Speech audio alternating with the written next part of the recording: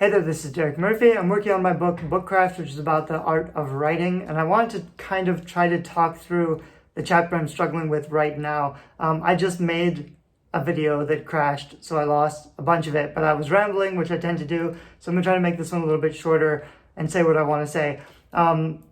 So I've basically written most of this book. It needs some tweaking, but it's like 650 pages. It's like 150,000 words right now. And I need some revision editing, but I'm also pretty happy with mostly where it is. I've got 2 more weeks to finish. But the thing I'm challenged with right now is this in-between chapter, which I'm calling chapter 0. I basically have the preface and the introduction. The point of the preface and the introduction with a nonfiction book is not to present information or argument. It's just to set the theme of why this book is new and different. It's to get reader buy-in and to get excitement by, hooking their attention is what the preface is for, basically. And then the introduction is the big issues that this book is going to address. So I have a few things I'm doing in my introduction. I'm still playing with the organization a little bit, but it's basically art is both craft and magic, and you can't teach the magic, but you can teach the craft. This is basically a craft book. So I have some cool quotes in my introduction without going into it too much. And it's basically like magic is both real and a trick. If you know how the trick works, if you learn it, it may feel less magical to you, but that doesn't mean it won't be magical to readers. And I want you to not only feel the magic within yourself, but to finish a book that creates the magic in readers. I think creating value, creating a good book means readers enjoy reading it. If they don't, there's always going to be a problem, no matter how much you enjoyed writing it or how much magic you felt when you were writing it, because I think that's always going to be there when you're creating something. It's always going to feel sort of magical. But part of that is because you don't know how it works. You don't know the process. And so I have some quotes in there about the science of creativity and the difference between the type of creativity that you don't understand and the type of creativity that is doing the work. And so in my preface and my introduction, I'm basically calling authors out and saying, I can't teach you the magic, I can teach you the craft, but you have to be willing to learn it. Once you learn the craft, you may know how the magic trick works. It may not feel as mysterious or mystical, but you will be able to access higher paths of magic, just like, in any fantasy novel, you might have the explosive magic that you don't know how to contain, you don't know where it comes from, which may be more powerful, but is also dangerous. And then you have the craft, which you learn, which is a ritual and the practice.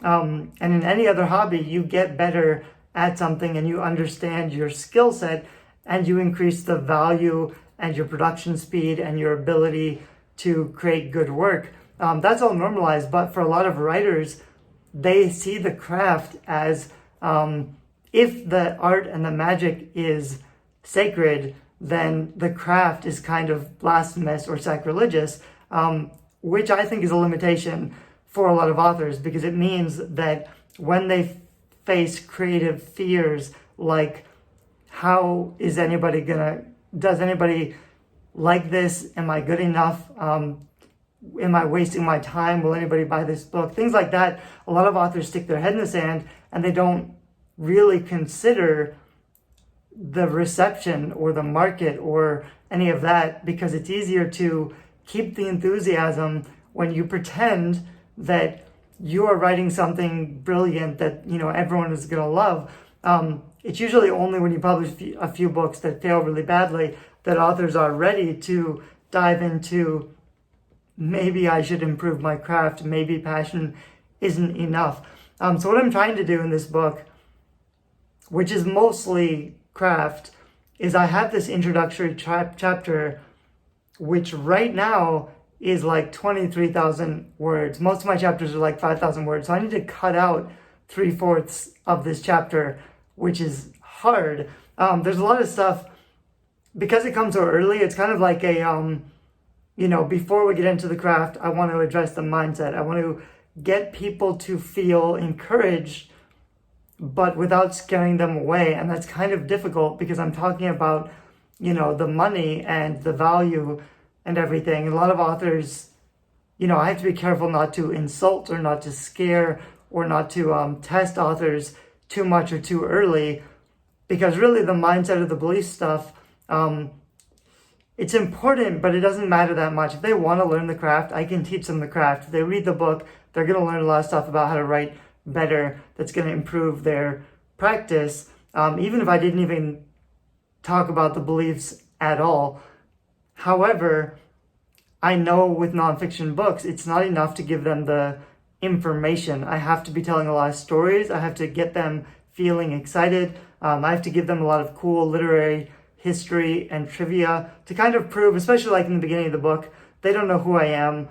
They don't trust me. So before I get into like, you should do this because you'll write better books, they have to believe that I know what I'm talking about and that I can create that journey. And they also have to want to take action. So I have to tell them like, this is heavy stuff. This is advanced writing craft. They have to believe that they need it, and that it's possible and that it's valuable to do it my way. And so that's kind of what I'm trying to do in this first intro chapter, but there are dangers.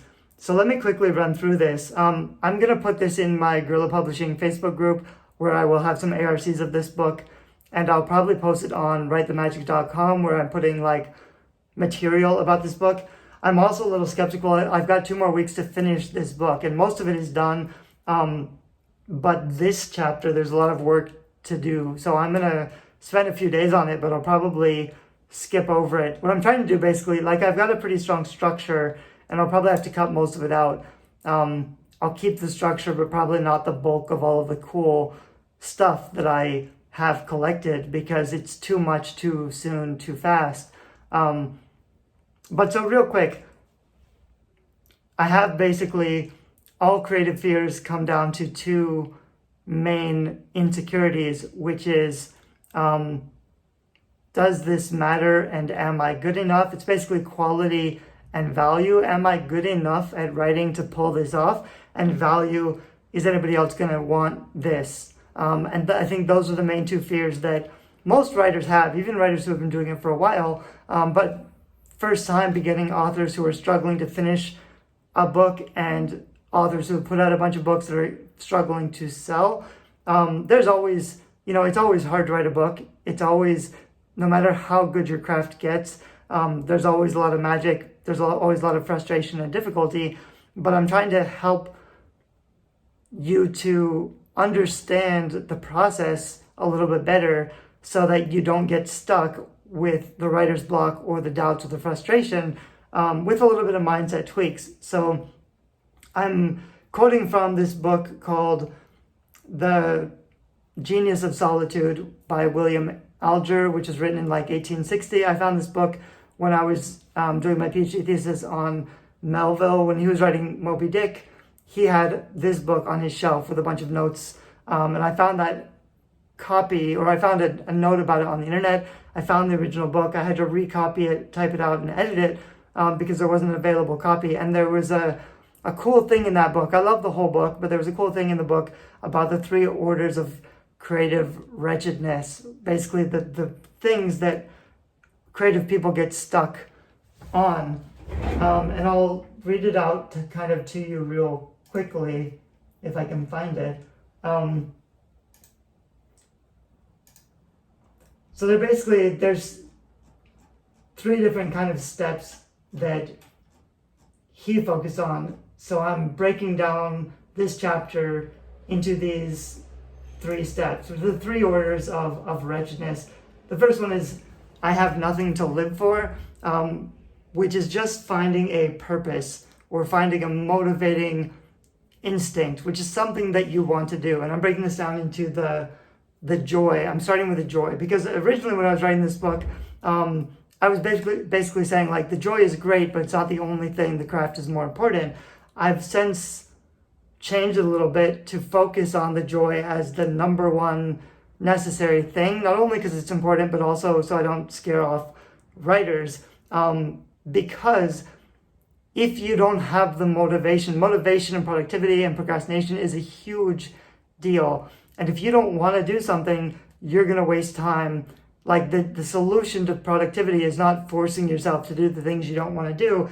It's not doing those things. So if you can find something that you're excited about, that is a huge benefit. It doesn't mean it's enough. It doesn't mean just because you enjoy it, it's going to be good. And that's important. But I do think it's a good starting point to find a purpose, which is the motivation of the joy. So that's kind of the first thing that I'm going to talk about. I am going to go into the details about why you feel good when you lean into the mystery, when it's all, I don't know how this is done.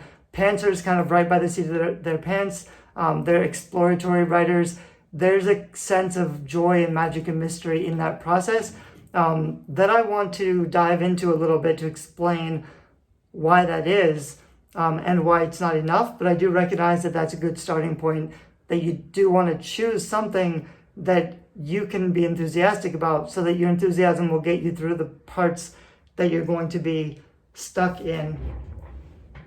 And the second one is, if I could wish I could do, which is plan. So basically, you have all these ideas. Which ideas are you going to do? What's the best idea? Which of the millions of novel ideas is the one that you should be working on? I think a lot of writers struggle with this. Like, they have all these ideas. Which one should they do first? Which one's the most marketable? Which one's going to be the most successful? So choosing a direction and having a plan. So that in that section, I'm going to go into writing to market, genre considerations, keyword research, all of that kind of stuff that some writers hate, but I think it's kind of important before we get into, like, because my book is just about the craft, but you could write anything with the craft. You will have more confidence if you have some indication that there's a market for what you're writing, that some people are going to write it, that are going to like it, and you know what you're doing. When you decide on a direction, there's a way to do it for that audience, for that genre. That creativity basically needs constraints. If you're totally open-ended, you're going to get stuck because you don't know which direction to go in, because you can go in any direction. So choosing a direction, making a plan. If I could wish I could do, that's the second part of the orders of wretchedness. The third one is, why should I wish I could not do? That's skill or craft or mastery, which is what the book is about, basically. So those are my kind of three orders. And as a response to those three insecurities or doubts, I have choose joy, aim for value, and practice your craft, which I believe are three things that most authors can appreciate. So rather than saying, like, forget about your joy is worthless, you just have to write to market, or instead of saying, your book is only good if it sells, you have to focus on making money, which is, what I am tempted to say, but I have to say it in a way that is flexible enough for authors to feel encouraged by it rather than demotivated by it. So basically, choose joy, aim for value, choose joy, purpose, motivation, procrastination, make a plan, value, market, which is going to be about, the money a little bit and writing to market, but I'm going to try to focus more on, like, the encouragement and the excitement. And then finally, skill, craft, mastery. So basically, before I get into these 650 pages about the craft, I'm starting out with the art versus the magic. I'm starting out with, like, the theme of this book and a couple stories to hook attention, and then this kind of 3-step phase of creative production to kind of make sure we're all on the same page, and that the authors who read this book have the desire to increase their craft. They understand what they're trying to do. They see the value in what I'm offering. So that's the framework and the organization I have for this chapter that I'm wrestling with. The problem is I have just a ton of information and trivia and anecdotes, and my brain's a little dead just trying to figure out, how I can put it all together. It does really help when you're doing your writing to have an organization, to figure out what you're trying to say. In this book, right now at least, I do have a fiction section and a nonfiction section. The nonfiction section is a lot shorter, but it's also a lot more direct and actionable. There's some really valuable things in there because most people who are writing nonfiction, myself included, have never done it with all of this support and planning and organization. So if you know what you're trying to do in each section of your book and you have a way of organizing your chapters, then you can basically just figure out your stories and your themes and your anecdotes and your research and put them into the organization that you want. What I'm kind of against in nonfiction, I was actually reading another book on writing recently, which was good. It's all good content. I have nothing against any of the content, but it's kind of just a data dump where it's just, this is suspense, this is intrigue, this is drama, like with a description of each thing that you want to have. There wasn't a process. It wasn't leading readers through a discovery or taking them on a journey where you're telling a story and you're bringing it all together, which is hard to do, but it is a lot more impactful. People don't remember the information you share. They remember the pictures that you put in their heads. So I'm trying to frame the value that I'm communicating with interesting stories and historical anecdotes and themes and kind of deeper level stuff. I think the book's going to be pretty impactful. I already know the material and the content is really strong, so it's been a matter of can I share all of that information in a way that's new and fresh and exciting, that stands out and makes authors get excited. That's kind of what I'm trying to do with this book. This is the best book I've ever written, so it's the hardest book I've ever written. I hope it'll be a lot better than any of my other books, but it's also a lot more challenging for me than anything else that I've tried to do before. I've got 2 more weeks to finish it. I'm out of space with my iPhone and had to delete a bunch of stuff. I'm not exactly sure where I was on this video, but I think I was wrapping up and I was going to say something like, it's possible that this chapter, which is actually like chapter 0, I may save it for the last minute. Either I can get it done. I think I can get something done so it's basically there, but it may not have all the stuff that I wanted to put in it, which is probably fine. It's the hard part now is I have too much content and I'm trying to make it as impactful and powerful as I can, which is not actually a matter of more information. It's just getting rid of all of the stuff that's not great and leaving in the few tight, powerful passages that are really good. The challenge is, which ones to keep and which ones to cut. But that's kind of what I'm working on. I'm going to go through it. I'm probably going to focus on cleaning up the main manuscript, because it needs a few more rounds of revision in the next couple weeks. And then if I have time, I'll see how much of this extra stuff I can put in. I wanted to have like a grimoire section at the end of the book with kind of like extra stuff that doesn't exactly fit in the contents but are extremely useful. Like I have a list of 25 first chapter mistakes most authors make, which are very cool and very specific, but almost too pedantic and detailed. They don't have the, thematic narrative voice that I want to have in my main chapters. So I might put those at the back of the book, or I might have those just like on my blog and link to them. So I'm still figuring out a little bit of the details. Mostly it's good. I hope people like it. I'm also giving away some free writing courses when you pre-order it, but only until Christmas-ish. Once the book is out and I upload the new version, then I'll take away those free bonus links. So if you haven't bought it yet, you should. Let me know in this video below in the comments what do you think about some of the stuff I mentioned. I know I rambled a lot because I'm kind of just trying to get my head around what I'm trying to say, which is difficult. I'm sorry I put you through that process. it's obviously not great that, 2 weeks before publishing, I'm still writing the book and I'm still figuring out how the pieces all fit together. But I kind of need that pressure of a hard deadline to force me to get it done. It's not the best process in the world, but there are people who are better at managing their time, and there are people who are expert procrastinators like me, and we kind of have to do whatever we can to get our best work out there. Anyway, I'm going to end this video here and put it up on YouTube. Let me know what you think. Thanks. Bye-bye.